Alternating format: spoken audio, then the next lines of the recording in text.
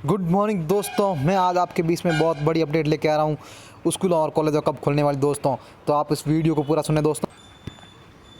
Corona virus के दौर में स्कूल खुलने चाहिए या नहीं खुलने चाहिए, परीक्षाएं होनी चाहिए या नहीं होनी चाहिए, इस पर हमारे देश में भी बहस चल रही है और पूरी दुनिया में भी बहस चल रही है। और यही जानने और समझने के लिए संयुक्त राष्ट्र की संस्था यूनिसेफ और विश्व स्वास्थ्य संगठन ने एक स्टडी की, जिसकी रिपोर्ट में परेशान कर देने वाला सच सामने आया है। रिपोर्ट में कहा गया है कि दुनिया के करीब 43% स्कूलों में बच्चों के लिए साबुन से हाथ धोने की सुविधा नहीं है। दुनिया के करीब 24% स्कूलों में हाथ धोने के लिए न तो पानी उपलब्ध है और न ही साबुन है, जबकि 19% स्कूलों में पानी तो उपलब्ध है लेकिन साबुन नहीं है। यानी दुनिया के हर 5 में से 2 स्कूलों में साबुन से हाथ धोने की सुविधा बच्चों के पास नहीं है, जो कोरोना से बचने के लिए बेहद जरूरी है। इस रिपोर्ट में यह भी लिखा है कि दुनिया के 42% सेकेंडरी स्कूल्स और 56% प्राइमरी स्कूल्स में हाथ धोने की उचित सुविधा नहीं है। ग्रामीण इलाकों में हालत और भी ज्यादा खराब है, जहां 3 में से 2 स्कूलों में साबुन से हाथ धोने की व्यवस्था नहीं है।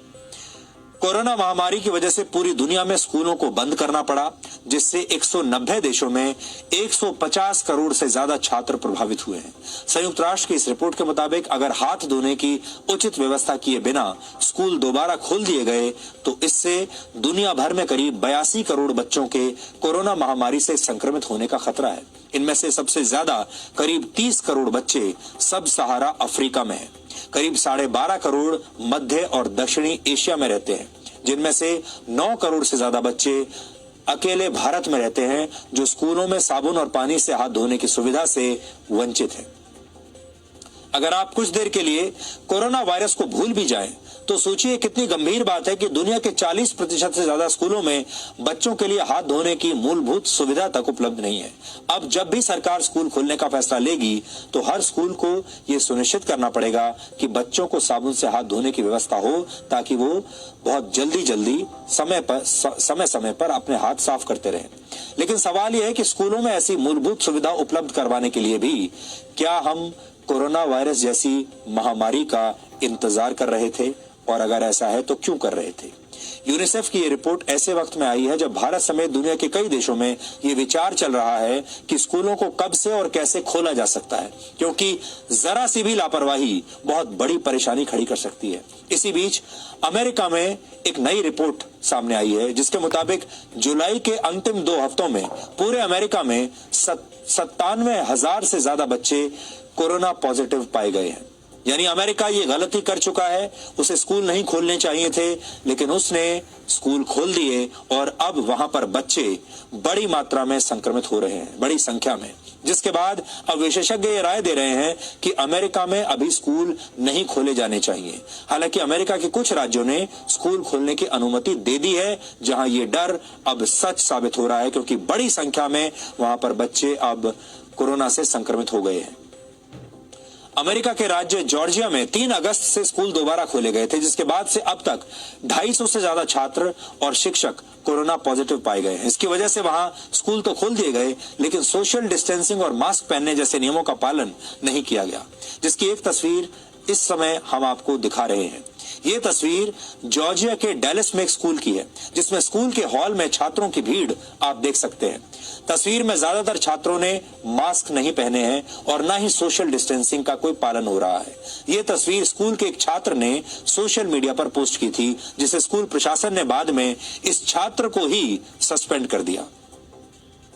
तो ये स्कूल की हालत है अमेरिका की। और अगर आपने भारत में भी खोल दिए तो भारत से भी आपको ऐसी ही तस्वीरें देखने को मिलेंगी। ये तस्वीर दर्शाती है कि कोरोना वायरस से बचाव का इंतजाम और नियमों का पालन किए बगैर स्कूलों को खोलना कितनी बड़ी गलती साबित हो सकती है। हमारे देश में भी कोरोना वायरस की वजह से स्कूल बंद हैं, कॉलेज बंद हैं, लेकिन साथ ही कई परीक्षाएं रद्द की जा चुकी हैं या स्थगित की जा चुकी हैं। ऐसे में जेईई और नीट की परीक्षा देने वाले छात्र भी परीक्षा स्थगित करने की लगातार मांग कर रहे हैं। सुप्रीम कोर्ट में दोनों प्रवेश परीक्षाओं को स्थगित करने के लिए याचिकाएं भी दायर की गई थी। छात्रों का यह कहना है कि स्थितियां सामान्य होने के बाद ही परीक्षा कराई जाए। जेईई मेन की जो परीक्षा है इस बार 2020 की वो 1 से 6 सितंबर तक होगी, जिसके लिए इस बार 11 लाख छात्रों ने रजिस्ट्रेशन करवाया है, जबकि नीट की परीक्षा 13 सितंबर को होनी है, जिसके लिए 16 लाख छात्रों ने आवेदन दिया है।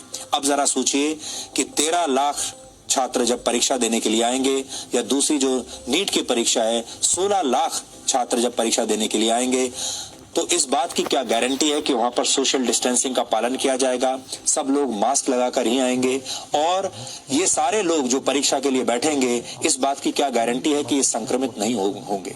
अगर लाखों की संख्या में जब ये बच्चे, ये छात्र परीक्षा देने के लिए आएंगे और अगर इनमें से कुछ लोग भी संक्रमित हो गए तो ये महामारी भारत के युवाओं में फैल जाएगी, छात्रों में फैल जाएगी, और उसके बाद एक नई चुनौती देश को झेलनी पड़ेगी। इसलिए आज हमारा सरकार से ये कहना है कि बहुत सोच समझ कर ये फैसला लें कि उन्हें इन परीक्षाओं को आयोजित करना है या अभी इन्हें और कुछ दिनों तक, कुछ महीने